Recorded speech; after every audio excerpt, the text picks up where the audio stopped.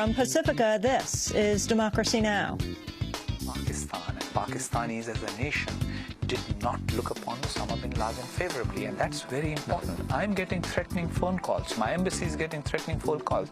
There are people who've gone berserk. They're sending emails saying instead of recognizing what Pakistan has contributed, the failure is being pointed out.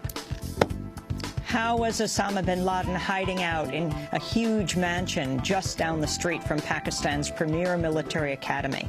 Did the Pakistani military have a direct role in harboring bin Laden? We'll go to Islamabad for the latest. Then in Bahrain, almost 50 doctors and nurses who treated pro-democracy protesters are now being charged with crimes against the state. Some could face the death penalty. We'll speak with a member of Physicians for Human Rights just back from Bahrain. He co-authored a report calling for an end to Bahrain's attacks on doctors and their patients. Then Sarah Shourd joins us in studio. She was the American hiker detained in Iran for 14 months. I'd like to thank people and ask them to not slow down, to not to wait, put my freedom on pause and wait with me so that we can all enjoy it together once Shane and Josh are with us.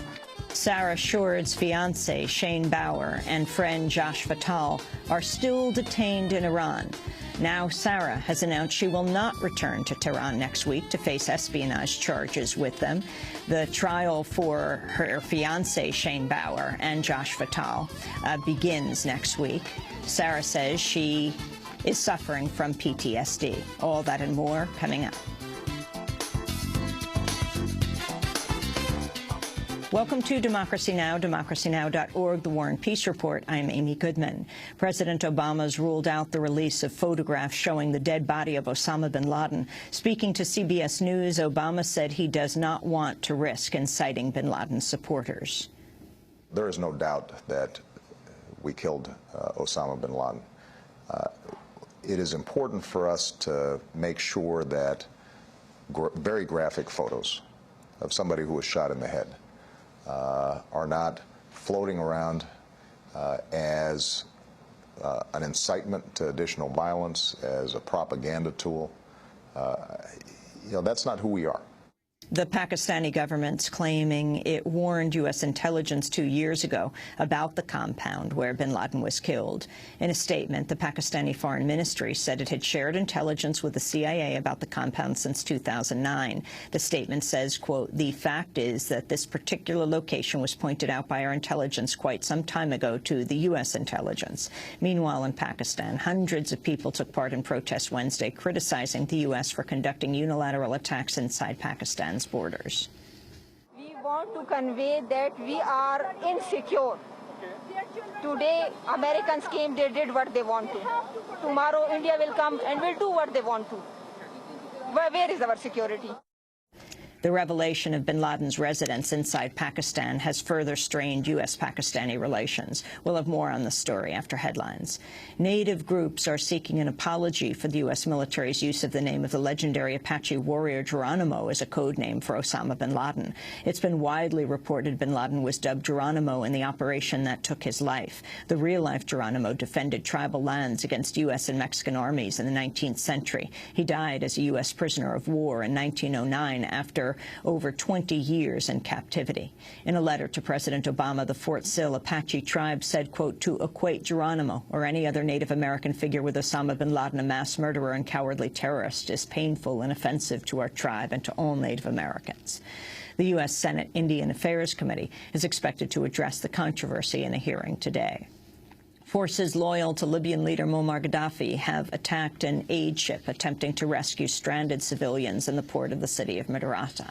At least 5 people were killed in the attack and many more wounded. Hundreds of Libyans seeking evacuation were left behind after the ship was forced to pull away. Foreign ministers from NATO countries, meanwhile, are meeting in Rome today to discuss ways to finance Libya's rebels. The rebel Transitional National Council has appealed for loans of up to $3 billion. The chief prosecutor of the International Criminal Court appeared before the Security Council on Wednesday to unveil his plan to seek charges against the Gaddafi regime for crimes against humanity. Luis Moreno Ocampo said he would request arrest warrants in the coming weeks. I will request before the judges of the International Criminal Court to issue arrest warrants against 3 individuals that, in accordance with our evidence, are the most responsible of the most serious crimes committed in Libya. Basically, we present a case on 2 aspects: crimes against humanity as murder, shooting civilians in demonstrations, and crimes against humanity as persecution, meaning illegal arrest, torture, and forced disappearance of people in different cities under the control of the regime. The Obama administration is reportedly preparing to seek a major reduction in the corporate tax rate. According to Politico, Treasury Secretary Timothy Geithner will issue a proposal to lower the top corporate tax rate from the current 35% to as low as 26%. An administration official said the proposal, quote, would send a reassuring signal to the economy and is something both parties should support in theory. A business lobbyist called corporate tax reform the easiest piece of congressional negotiations on the economy, quote, because you have people in both parties in the business community. House Republicans have passed a sweeping anti-abortion bill that would permanently bar federal spending for abortion care, including tax credits for private plans that cover abortion. Republicans argue the No Taxpayer Funding for Abortion Act codifies the government's commitment to the Hyde Amendment, which bans federal funding for abortion but is up for review each year. Critics say the bill is effectively a punitive tax hike on insurance companies that cover abortion. Senate Democrats have vowed to reject the measure, and the White House has threatened a veto. Illinois has become the first state to drop out of a controversial federal immigration enforcement policy that requires local police to forward fingerprints of every person they arrest to the U.S. Department of Homeland Security. The program, called Secure Communities, allows federal immigration officials to pursue deportation against those found to be undocumented or a non-citizen with a criminal record.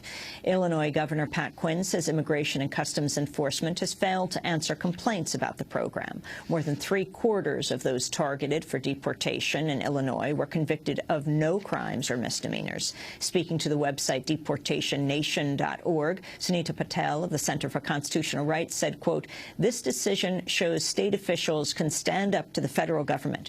They can decide what's best for their constituents, not what's best for the federal authorities, she said. Palestinian leaders gathered in Cairo Wednesday to mark the signing of a unity deal between the main factions Fatah and Hamas. Palestinian President Mahmoud Abbas and Hamas leader Khaled Mashal held their first face-to-face meeting since 2006. Palestinian activist Mustafa Barghouti called on the international community to back the deal. What you've seen today is not only a sign of unity, but I hope you've read in the speeches that were made a sign of moderation from all Palestinians, including Hamas. And that's a very important step forward. I believe that Europe, United States, everybody in this world should support the unity agreement. Israel, of course, is against the unity agreement, and that's very clear. Why? Because Mr. Lieberman, who doesn't know how to speak diplomatically, said it very clearly. He said, we want Palestinians to remain divided so that they remain weak. And we want to be unified so that we become powerful and strong, so that we can achieve real peace.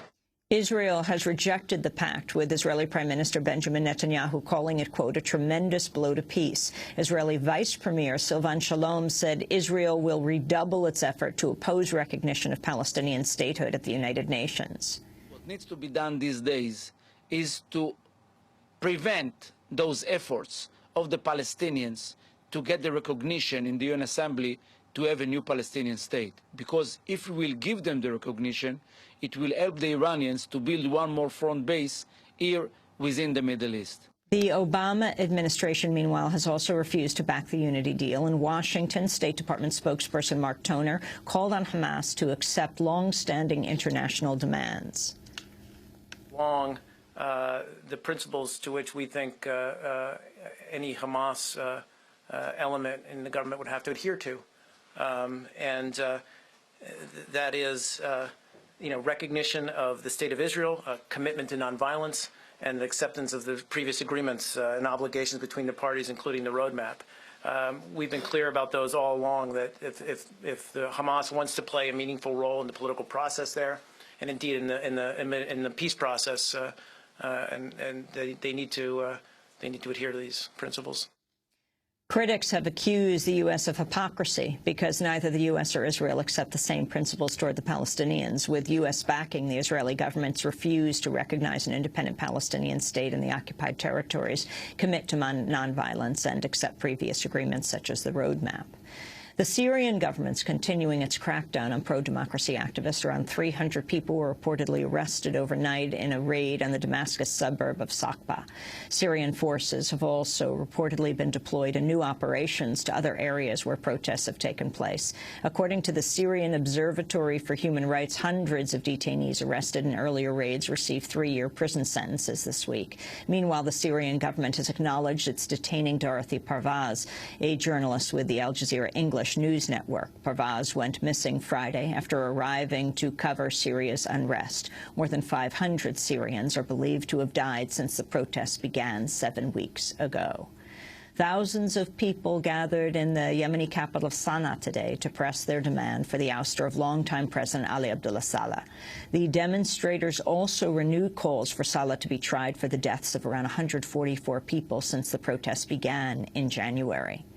In Japan, workers have entered the damaged Fukushima Daiichi power plant for the first time since the facility was rocked by an explosion following the massive earthquake in early March. According to the plant's operator, Tokyo Electric Power Company, or TEPCO, the workers have been tasked with installing ventilation in Unit 1 of the plant in order to absorb the radioactive air inside. And the private military firm Blackwater has hired former U.S. Attorney General John Ashcroft as the company's new ethics chief. In a statement, Blackwater said Ashcroft will serve as independent director tasked with overseeing accountability and promoting ethics and professionalism. Blackwater is well known for the 2007 shooting massacre in Baghdad that left 17 civilians dead and more than 20 wounded.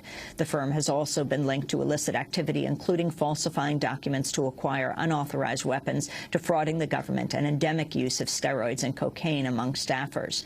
Ashcroft served as Attorney General during President George W. Bush's first term. Blackwater now goes by the name ZXE Services.